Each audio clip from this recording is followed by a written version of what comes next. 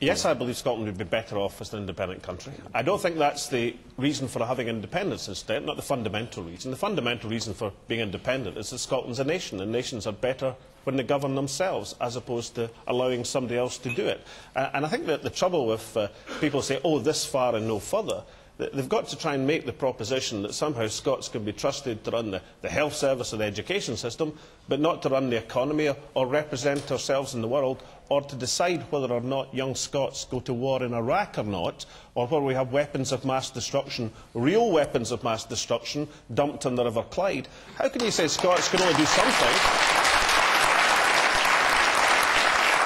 but shouldn't have responsibility for these big things as well? Now, on this question of referendum, well, Nicola, when you say, I'm not going to allow independence by the back door, how can a referendum of the people of Scotland be the back door?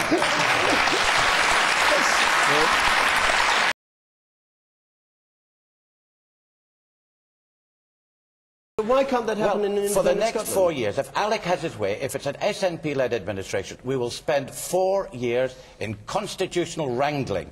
First of all, we'll get a bill or a white paper, then a bill, and then possibly another referendum. Better 4 years of wrangling than 300 years of subjugation. No.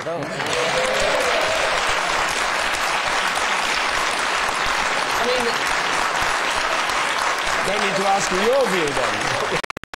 Look, to argue for and to seek the independence of your country is something that people have done the world over. It's entirely legitimate, it's entirely honourable. Some of the greatest figures in world history have done it. And we shouldn't belittle that debate by throwing about names like xenophobic. Hardeep, Singh, Kohli.